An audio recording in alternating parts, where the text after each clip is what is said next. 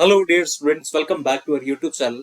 आज हम यहाँ पर कंटूर इंटीग्रेशन का क्वेश्चन डिस्कस करेंगे, जो कि एक खास टॉपिक रहता है आप लोगों के एग्जाम पॉइंट ऑफ व्यू से।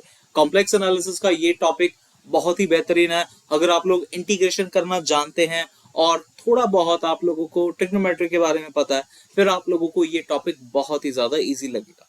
ये दरअसल एप्लीकेशन है कॉचीज रेजिड्यू थ्योरम की। हम लोग कॉची रेजिड्यू थ्योरम को अप्लाई करके इंटीग्रेशन का आंसर यहाँ पर सॉल्व करते हैं। तो मैं पूरा बेसिक से बताता हूं आप लोगों को कि करना क्या है आपने कंटूर इंटीग्रेशन वाले क्वेश्चंस पे, और क्या पहचान रहती है आप लोगों के पास ऐसे क्वेश्चंस को सॉल्व करने के लिए। देखिएगा, पहचान की अगर मैं बात करूं तो पहचान तो भाई बहुत ही ज्यादा सिंपल है। अगर अपने पास 0 से लेकर 2 पाई तक की कुछ ऐसी लिमिट आए ना, 0 से 2 पाई, फिर आप लोग इस चीज का यूज करेंगे। ठीक है, मैं यहाँ पे कलर चेंज कर लेता हूं एक बार, फिर हम लोग अपने स्टार्ट करते हैं। हाँ जी, जब अपने पास इंटीग्रेशन आए 0 से लेकर 2 पाई तक की, और यहां पर फंक्शन पड़ा हो या तो कॉस थीटा का या फिर साइन थीटा का, कोई भी इन दोनों में से कोई भी अगर फंक्शन पड़ा है, तब हम लोग हमेशा कंटूर इंटीग्रेशन का यूज करते हैं। अब क्या क्या स्टेप्स रहते हैं, मैं आप लोगों को पूरा एक एक करके स्टेप बाय स्टेप सारी चीज बता देता हूं एक बार। देखिएगा, हमेशा हम लोग यहां पर क्या करेंगे, z को कुछ ना कुछ चीज सब्स्टिट्यूट करनी पड़ेगी। तो हम यहां पर भी करेंगे, z को e raise to power iota theta, ये सब्स्टिट्यूट किया जाएगा। तो जैसा कि अगर हम लोग यार यहाँ पे आप लोगों के पास कुछ ऐसे करके चीज पड़ी होगी, तो हमें यहां पर dz निकालना पड़ेगा। तो dz क्या आ जाएगा, e raise to power iota theta d theta iota, ये चीज आ जाएगी। यहां से मुझे ना कुछ वैल्यूज निकालनी पड़ेगी। अब जैसे यार यहाँ पे सब्स्टिट्यूशन होनी है थीटा के लिए, डी थीटा के लिए, तो मैं इस जगह से डी थीटा की वैल्यू निकाल लेता हूं। तो वो क्या आ जाएगी, d z by e raise to power iota theta into iota is equal to d theta.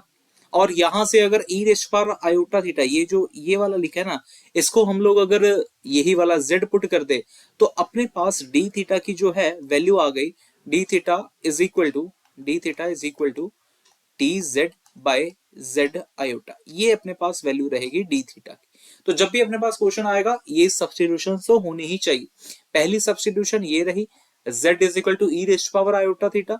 Next substitution ये रही डी थीटा, ये वाली is equal to d z by z iota. ठीक है, उसके बाद जो मेन चीज है वो है ये आप लोगों के पास कॉस थीटा के लिए, जब भी कॉस थीटा लिखा आएगा, तब आप लोगों ने ये सब्स्टिट्यूट करना है भाई, e raise to power iota theta plus e raise to power minus iota theta by 2।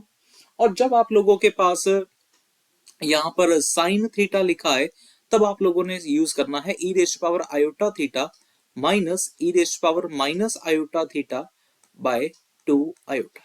ये चीजें आप लोगों को ध्यान में रखनी ही चाहिए। अच्छा, अगर आप लोग इसको और थोड़ा सा अच्छे में लिखना चाहते हैं ना, तो आप लोग ऐसा भी लिख सकते हैं। देखिएगा, इसको मैं ऐसे लिख सकता हूं, मैं पूरा एक्सप्लेन कर देता हूं। Plus e raise to power minus iota theta, और यहां पर आ जाएगा 1/2 iota e raise to power iota theta minus e raise to power minus iota theta, कुछ यू करके। अब नेक्स्ट ये देखिएगा, e raise to power iota theta, ये जो है ना e raise to power iota theta, मैं यहां पर लिख सकता हूं z प्लस, और अगर आप लोग इसको देखें e raise power minus iota theta को, इसको आप लोग पहले ऐसा करके कुछ लिख सकते हैं। अगर ऐसा करके लिख सकते हैं तो यार ये यहां पर क्या हो जाएगा, 1/z बन जाएगा। क्यों? क्योंकि ये चीज लिखा गया है z रेज पावर -1, तो आप लोग इसको 1/z ही तो कंसीडर करते हैं। यहां से ये सब्स्टिट्यूशन भी आप लोग याद रख सकते हैं, आप लोगों की मर्जी है। आप लोग सिर्फ इतना याद रखना चाहते हैं, इतना याद रख लीजिए, या फिर डायरेक्ट कॉस थीटा के लिए 1/2 z प्लस 1/z, ये भी याद रख सकते हैं। और ऐसे ही सेम साइन थीटा के लिए आ जाएगा z माइनस 1/z, यहाँ पर आयोटा भी आएगा। ठीक है जी, तो ये रहा अपने पास सब्स्टिट्यूशन, ध्यान में रखनी पड़ेगी। इसके बाद हम लोग अब पहला क्वेश्चन सॉल्व करते हैं और समझते हैं कि भाई कब और कैसे आप लोग इस क्वेश्चन को पूरा पूरा सॉल्व कर सकते हैं। पहली एग्जांपल के साथ चलते हैं अपने। हाँ जी, देखिएगा, पहली एग्जांपल में जैसे मैं शो दैट वाला क्वेश्चन लिख रहा हूं यहाँ पे, कि शो दैट, ये फर्स्ट क्वेश्चन है, यहाँ पे नंबरिंग कर लेते हैं। Show that integration from 0 to 2 pi d theta 2 plus cos theta is equal to 2 pi by √3। अब हमें ये शो करना, पेपर में कभी कभी शो करने के लिए नहीं भी आता है, पेपर में अकेला आप लोगों को इंटीग्रेशन करने के लिए बोल दिया जाए, बट फिर भी आप लोगों ने मेथड यही इस्तेमाल करना है, ठीक है ना। चलिए स्टार्ट करते हैं अपने पहले कंसेप्ट के साथ। यहां पर हम लोग करना क्या चाहेंगे, हमेशा कॉस थीटा को चेंज तो करना ही करना है भाई, जेड की फॉर्म में लिखो, चाहे रिश्वार आयोटा वाली फॉर्म में लिखो, वो आप लोगों की मर्जी, ठीक है। सो सबसे पहले यहाँ पे अगर मैं चेंज कर दूं तो ये अपने पास आ जाएगा जी 0 से 2 पाई, 0 से 2 pi d theta 2 plus cos theta. ये जो मेरा लेफ्ट हैंड साइड है इसको मैंने लिख दिया भाई 0 से 2 पाई, और यहाँ पर आ जाएगा डी थीटा, और यहाँ मिल जाएगा 2 plus e raised power iota theta plus e raised power minus iota theta by 2। इस तरीके से लिख दिया गया। और अगर मैं यहाँ पर अब एलसीएम ले लूं तो एलसीएम लेकर देखिएगा क्या मिल जाएगा, ये मिल जाएगा भाई डी थीटा तो यहाँ आ गया, यहाँ पर मिल जाएगा 4 plus e raised power iota theta, हाँ e raised power iota theta plus e raised power minus iota theta, और जो ये हमने 2 का एलसीएम लिया था ये अब सबसे ऊपर अपने पास चला जाएगा, ठीक है जी। सो अपने पास ये बन गया इंटेग्रल, इसका हमें इंटेग्रल कर। अब कुछ चीजों का ध्यान रखना, ये चीज बहुत ही ज्यादा जरूरी है। जब भी आप लोग थीटा लिख रहे हैं, जैसे इंटीग्रेशन जब भी आप लोग with respect to d theta कर रहे हैं, तब तक तो आप लोगों के पास ये लिमिट आएगी ही आएगी 0 से 2 पाई, ठीक है। जब आप लोगों के पास डी थीटा आ रहा है तब आप लोगों के पास इंटीग्रेशन 0 से लेकर 2 पाई लिखनी ही लिखनी है, लिमिट्स को लिखना ही लिखना है। बट जब आप लोगों ने ऐसा काम कर दिया भाई सब्स्टिट्यूशन का, e raised power iota theta is equal to z, जब आप लोगों ने ये लिख दिया, उस केस में आप लोगों ने इंटीग्रेशन की जो लिमिट्स हैं उनको बिल्कुल भी नहीं यूज करना। ये याद रखिएगा भाई, बच्चे बहुत गलती करते हैं ये हमेशा, और अगर आप लोग ये गलती करेंगे आप लोगों के मार्क्स इन्हीं चीजों में हमेशा कटेंगे, ठीक है। तो ये तो अपने पास वही डेरिवेटिव करके जो मैंने ऊपर काम बताया था, ये डी थीटा की वैल्यू आ गई। अब मैं अगर अगले स्टेप में ये काम करूंगा, जैसे यार यहाँ पे लिख देते हैं आगे, ये अपने पास इंटेग्रल था, ये था, ठीक है। तो यहाँ पे आ जाएगा देयरफॉर सब्स्टिट्यूशन करने के बाद इंटेग्रल मेरा क्या बन गया, आई, लिमिट्स नहीं लिखी जाएंगी, 2 की जगह पे 2 आएगा, डी थीटा की जगह पे आ जाएगा डी जेड, जेड आयोटा, और बाकियों की जगह पे क्या आ जाएगा देखिएगा, बाकियों की जगह पे जैसे 4 की जगह पे तो 4 आ जाएगा, e raised power iota theta plus का है, और e raised power minus iota theta आप लोग उसको जेड रेस्ट पावर -1 ही कंसीडर करेंगे, वो 1/z है ना दरअसल, ठीक है। सो इस तरीके से अपने पास ये चीज आ चुकी है जी। इसके बाद नेक्स्ट स्टेप आप लोग क्या कर सकते हैं, जैसे आयोटा ये वाला और 2 ये वाला ये कांस्टेंट है, तो ये बाहर आ जाएगा अपने इंटीग्रल से, लेकिन बाकी जो z वाला केस है वो बाहर नहीं आएगा, z वाली टर्म्स कुछ भी बाहर नहीं आएगी, क्योंकि हम लोग जो इंटीग्रेशन कर रहे हैं वो with respect to this z कर रहे हैं भाई, ठीक है। सो यहाँ पर बन गया अपने पास 4 प्लस जेड प्लस 1/z, और यहाँ आ गया z, और ये रहा dz। इसके बाद फिर से आप लोगों को यहाँ पर z के लिए एलसीएम लेना पड़ेगा, यहाँ मिल जाएगा 2/आयोटा, इंटीग्रेशन का इंटीग्रेशन यहाँ पर आया 1/ ये मिल गया 4z plus z square plus 1 by z into z dz। इस करके इस तरीके से कुछ ना टर्म आ गई, और z के साथ ये वाला z आप लोगों के पास कट भी जाएगा। सो अपने पास फाइनल आ गया है 2/आयोटा 1/z square plus 4z plus 1 dz। ये चीज बन चुकी है भाई, हमें अब इसका इंटेग्रल करना है, ठीक है जी, हमें इसका इंटेग्रल करना है। अब ऐसे क्वेश्चंस के लिए जब हमें इनका इंटेग्रल करना पड़े, क्या अप्रोच रहती है इंटेग्रल करने के लिए, आप लोग हमेशा यहाँ पर कॉची रेसिड्यू थ्योरम का इस्तेमाल करते हैं। अब कॉची रेसिड्यू थ्योरम का इस्तेमाल करते हैं तो आप लोगों के पास यहाँ पर पोल्स होने चाहिए, और पोल्स कैसे निकलते हैं, पोल्स आप लोगों के पास जब भी ये डिनोमिनेटर वाली जो टर्म है ना, इसको अगर आप लोग इक्वल टू 0 कर दो और पोल्स निकाल दो, तब आप लोगों के पास पोल्स निकल जाएंगे, ठीक है। समझ में आ गई बात। रेसिड्यू का इस्तेमाल करना, कॉची रेसिड्यू थ्योरम का हम लोग इस्तेमाल करेंगे, कैसे, डिनोमिनेटर को इक्वल टू 0 पुट करके हमारे पास सब पोल्स आ जाएंगे जी। तो पहले हम लोग पोल्स निकालते हैं, यहाँ पर पोल्स ऑफ द इंटीग्रल या पोल्स ऑफ द इंटीग्रेंड, कुछ भी कह सकते हैं, poles of the integrand given by, तो पोल्स आ जाएंगे भाई z² प्लस 4z+1। जस्ट हमने डेनोमिनेटर वाले पार्ट को इक्वल टू 0 कर। अब आप लोग जैसे क्लास 10th में क्वाड्रेटिक इक्वेशन के लिए फॉर्मूला लगाते थे रूट निकालने के लिए, तो वही वाला फॉर्मूला हम लोग यहाँ पे लगा लेते हैं, -b plus minus under root b² -4ac/2a। ये अपने पास पोल्स आ जाएंगे जी।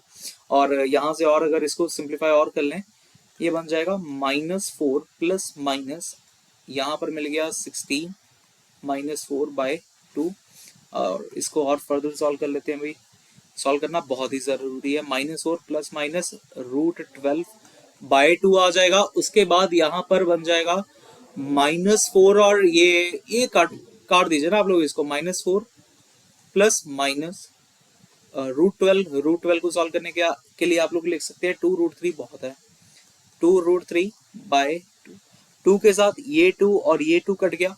सो लास्ट में अपने पास जो वैल्यूज आई वो बचा है -2 प्लस माइनस √3, यानी कि 2 रूट आ गए, 2 रूट, ठीक है ना। अब 2 रूट कौन कौन से आए अपने पास, z is equal to -2 plus √3 और एक आया है -2 माइनस √3। अब हमारा काम होगा, अगर हमें कॉची रेसिड्यू थ्योरम अप्लाई करनी है तो हमें ये चीज चेक करनी पड़ेगी कि क्या हमारे जो पोल्स आ रहे हैं क्या वो हमारे सर्कल के अंदर लाई करते हैं या नहीं करते। अब अगर जब मैंने यहाँ पर सब्स्टिट्यूशन करी है तो सब्स्टिट्यूशन करते समय मैंने यहाँ पर रेडियस की वैल्यू क्या लिखी है देखिएगा। रेडियस अगर आप लोगों को पता हो तो जब भी हम लोग z को ट्रांसफॉर्म करते हैं पोलर फॉर्म में तो यहाँ पर इस तरीके से लिखा जाता है एक्चुअली में ये चीज। अगर आप लोग इसको मेरे इस वाली सब्स्टिट्यूशन के साथ कंपेयर करेंगे तो रेडियस की वैल्यू आप लोगों के पास पता चल जाएगी कि 1 आ रही है भाई, ठीक है। रेडियस की वैल्यू अपने पास 1 आ गई, रेडियस की वैल्यू 1 है। और जो सेंटर है जहां से हमने सर्कल ड्रॉ करा वो है ओरिजिन। सो अपने पास यहाँ पर एक सर्कल ड्रॉ करके बताते हैं कि ये वाले पॉइंट्स आपके विद इन द सर्कल लाई करते हैं या नहीं करते। सेंटर आ गया 0,0 का और रेडियस आ गया 1 का, तो कुछ इस तरीके से अपना सर्कल यहां पर बनेगा। अगर इस तरीके से ये वाला पॉइंट आ जाएगा 1,0, रेडियस 1 है, ठीक है। सेंटर 0,0 है सेंटर, तो ये रहा अपना सेंटर। यहां पर पॉइंट आ गया 0,-1, यहां पर पॉइंट आ जाएगा 0,1 यहाँ पर आ जाएगा, 0,-1 यहाँ आ जाएगा, -1,0 यहाँ पर आ जाएगा इस तरीके से। अब हमें चेक करना पड़ेगा भाई कहाँ लाई करता है। तो यार आप लोग ना √3 की वैल्यू जानते हो, वैसे वो होती है 1.73। अब आप लोग देखिएगा ये आ रहा है कुछ इस तरीके से। अगर आप लोग कैलकुलेटर पर भी फाइंड करेंगे तो आप लोगों को पता चल जाएगा कि -2 प्लस ये वाला जो पहले वाला जो रूट है ये इसकी जो वैल्यू आएगी, चलो मैं कैलकुलेटर पर आप लोगों को बता भी देता हूँ एक बार, -2 प्लस 1.73 ये आ रही है -0.27, ठीक है, -0.27। और अगर आप लोग इसकी बात करते हैं -2 माइनस 1.73, इसकी वैल्यू आ रही है -3.73। और अगर आप लोग इसका मॉडुलस कर लें, एक बार मॉडुलस कर लें, ठीक है, मॉडुलस करने पे ये अपने को मिल जाएगा 0.27 और यहाँ मिल गया 3.73। अब आप लोग समझदार हैं, खुद समझदार है भाई, आप लोगों को पता चल गया होगा कि कौन सी वैल्यू कहां पर लाई कर रही होगी। जो 0.27 है वो कुछ यहां पर लाई करेगा, जो 3.73 है कुछ यहां पर लाई करेगा।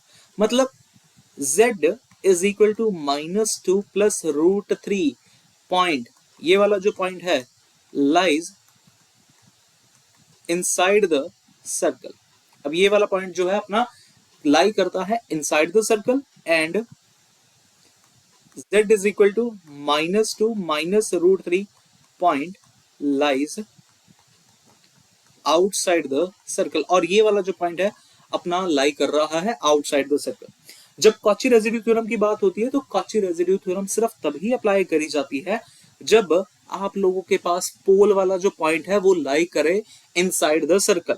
अगर लाई करे इनसाइड द सर्कल तो हमें जो पोल मिल गया, यहाँ पे आप लोग कह सकते हैं so only z is equal to -2 + 3 lies inside the circle.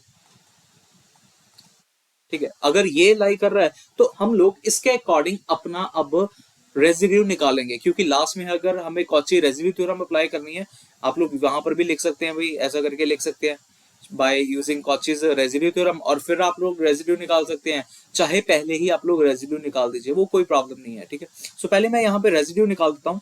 So residue for -2 + √3 is equal to, तो यहाँ पे रेजिड्यू क्या आ जाएगा, रेजिड्यू अगर आप लोगों को चाहिए तो रेजिड्यू के लिए मैं जौन सा मर्जी फार्मूला लगा सकता हूँ। आप लोग जानते हैं दो फार्मूलाज होते हैं, मैं ये वाला लगाने लगा हूं भाई, लिमिट z अप्रोचेस टू -2 + √3, यहां पर आ जाएगा z -2 + √3, और यहाँ फंक्शन ऑफ z, जो फंक्शन ऑफ z जितना भी था यार अपना फंक्शन ऑफ z क्या था, ये था z² + 4z + 1।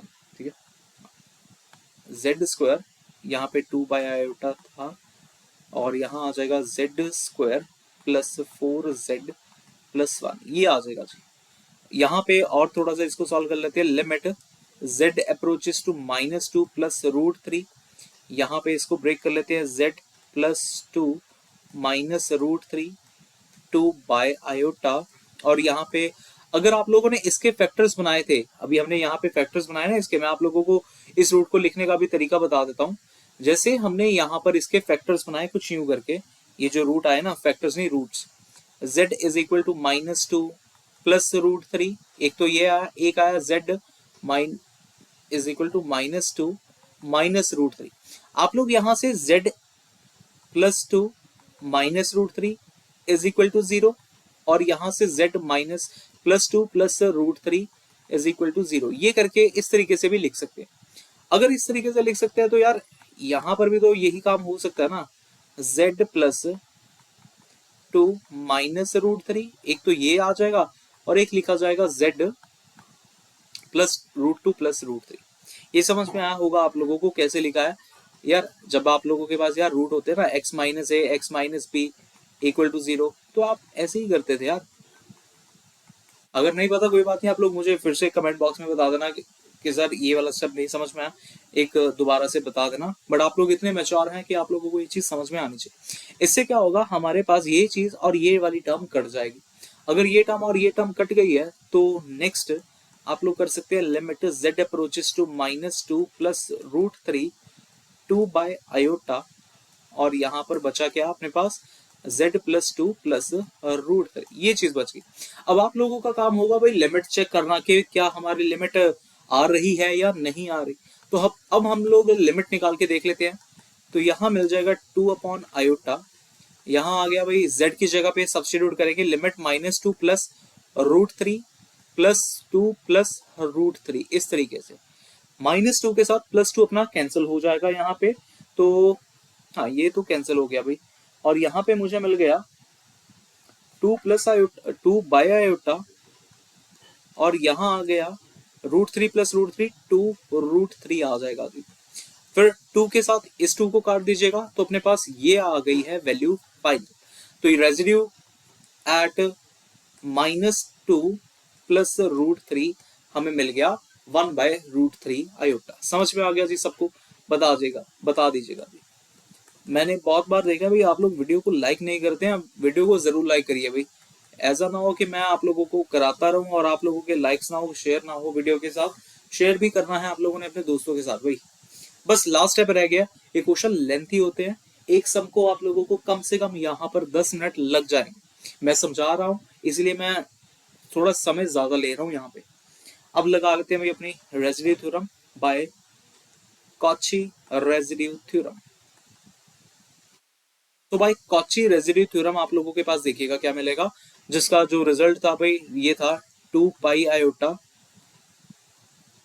Bracket sum of residue at the poles within the C, ये इसका अपने पास फॉर्मूला था, विद इन द सी। तो यहाँ पे एक ही आया था, so 2πi into sum of residue, भाई सम ऑफ रेजिड्यू तो तब होगा ना जब आप लोगों के पास बहुत ज्यादा रेजिड्यू हो। यहाँ पे तो सिर्फ आप लोगों के पास एक ही रेजिड्यू आ रहा है और जिसकी वैल्यू है अपने पास √3 आयोटा, दैट्स इट। यहाँ पे कुछ कट होता है तो काट देते हैं, आयोटा के साथ आयोटा कट जाएगा, तो ये अपने पास 2π/√3। इस तरीके से ये अपने पास आंसर मिल जाएगा। समझ में आया सबको? एक बहुत ही अच्छा क्वेश्चन अभी तक हमने पढ़ा है, एक क्वेश्चन ही पढ़ा है, देखिएगा आप लोग, इसको जरूर देखिएगा भाई, अच्छा क्वेश्चन है। इसके बाद मैं आप लोगों को एक और क्वेश्चन करवाऊंगा जो थोड़ा सा डिफरेंट होगा, ठीक है, बिल्कुल थोड़ा सा डिफरेंट होगा बट है वैसा ही। पहले हमने जस्ट सब्सटीट्यूशन करी, उसके बाद फर्स्ट सॉल्व हमने यहां से करा था भाई, जहां पे आर की वैल्यू 1 थी, हमने उसके बाद सिंपल जेड में कन्वर्ट करा, उसके बाद हमने पोल्स निकाले और फिर चेक करा कि कौन सा पोल लाइक करता है within the circle. Pole check करने के बाद हमने उसका रेजिड्यू निकाला है अपने रेजिड्यू वाले मेथड से। आप लोगों को अगर रेजिड्यू की वीडियो चाहिए आप लोग कमेंट बॉक्स में बता सकते हैं कि सर हमें रेजिड्यू नहीं निकालना आता है, आप लोग सर प्लीज रेजिड्यू की वीडियो भी अपलोड कर दीजिए। उसके बाद हमने कॉची रेजिड्यू थ्योरम लगाकर डायरेक्ट इंटीग्रेशन का आंसर लिखा है 2π/आयोटा इंटू 1/√3 आयोटा, ठीक है। चलिए एक और सम करते हैं जिससे आप लोगों का एक और बड़ा अच्छा कंसेप्ट क्लियर होगा। लिमिट्स की तरफ अगर आप लोग ध्यान देते हैं, तब मैंने शुरू में ही आप लोगों को बताया था कि भाई कंटूर इंटीग्रेशन तभी यूज होता है जब आप लोगों के पास 0 से 2π तक की इंटीग्रेशन हो, फंक्शन आप लोगों के पास cos थीटा और sin थीटा इस फॉर्म में आए, ठीक है। ओके सर, हमें ये चीज समझ में आ गई। जो आपने पहला क्वेश्चन दिया था उसमें तो लिमिट 0 से 2π तक की ही थी, 0 से 2π तक की, ठीक है ना। ये देखिए 0 से 2π तक की। अगला सम हम लोग करते हैं जिसमें आप लोगों को मैं थोड़ी सी लिमिट चेंज करके देने लगा, ठीक है, सिर्फ लिमिट चेंज करके दूंगा ताकि आप लोगों को कंसेप्ट समझ में आए कि क्या अप्रोच रहेगी ऐसे सम को सॉल्व करने के लिए अगर हमारे पास एग्जाम में पूछ लिया जाए तो। है बड़ा इजी ही, सारे के सारे मेथड सेम रहेंगे, डिट्टो रहेंगे हर एक चीज, बस एक ही जो स्टेप है वो आप लोगों को मैं समझाऊंगा इस क्वेश्चन के थ्रू। जैसे कि क्वेश्चन है आप लोगों के पास, find the value of, second question है ये, फाइंड द वैल्यू ऑफ, ठीक है। ओके यहाँ पर इंटीग्रल है 0 to π, बाकी है 1 + 2 cos थीटा, और यहाँ पर है अपने पास 5 + 4 cos थीटा। तो यार अगर मुझे कॉची रेसिड्यू थ्योरम का इस्तेमाल करना है तो यार मेरे पास यहाँ पर 0 से π नहीं 0 से 2π होना चाहिए, कंटूर इंटीग्रेशन तभी मैं इस्तेमाल करूंगा यार, 0 से 2π होना चाहिए। अब वो कैसे होगा पूरा कंसेप्ट समझेगा। वैसे तो आप लोगों ने क्लास 12th में जब डेफिनेट इंटीग्रल की प्रॉपर्टीज करी थी तब आपने उसमें ये सीखा था, वही चीज मैं आप लोगों को एक बार फिर से याद करवा देता हूँ।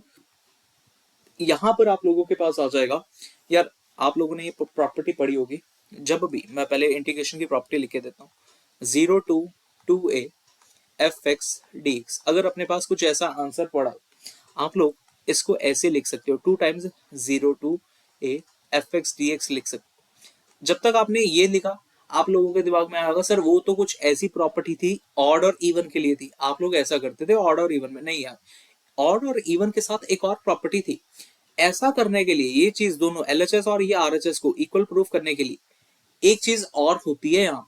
वो क्या होता था, अगर आप लोगों के पास इसका आंसर f(2a - x) का आंसर f(x) के जितना ही आ जाए तब आप लोग इस इंटीग्रल को ऐसा करके लिख सकते हो, ठीक है ना, ऐसा करके लिख सकते हो।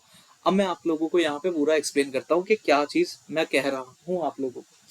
यार आप लोगों ने ऐसा कर दिया, मान लीजिए सिर्फ मान लीजिए कि यार अपने पास यहाँ पर ये चीज गिवन है, ये चीज गिवन है, लिमिट आदि है ना a वाला, मतलब यार अपने को ये चीज गिवन है 0 to π 1 + यहाँ पे d थीटा आएगा यार, 1 + 2 cos थीटा, और यहाँ पे है 5 + 4 cos थीटा।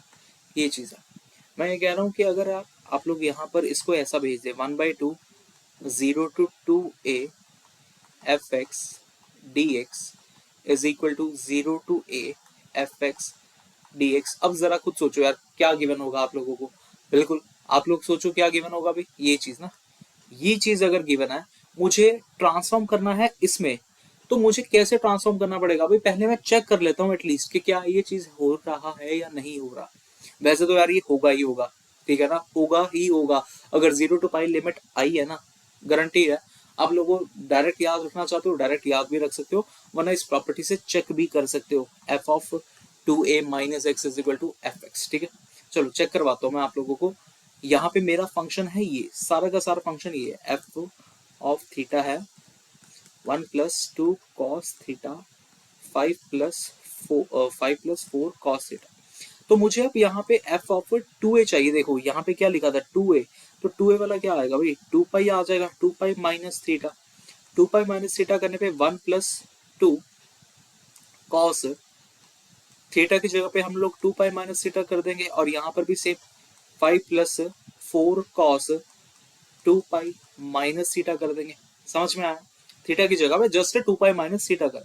उसके बाद जब आप लोग इसकी ट्रिग्नोमेट्री चेंज करेंगे, जैसे यहाँ आ जाएगा 1 प्लस 2 और ये बन जाएगा भाई कॉस थीटा, तो बन ही जाएगा, हाँ कॉस थीटा बन जाएगा।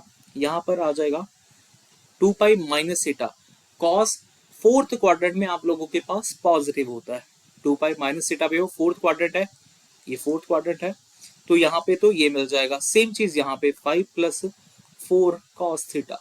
तो इसका आंसर किसके बराबर आया, एफ ऑफ थीटा के बराबर ही तो आया।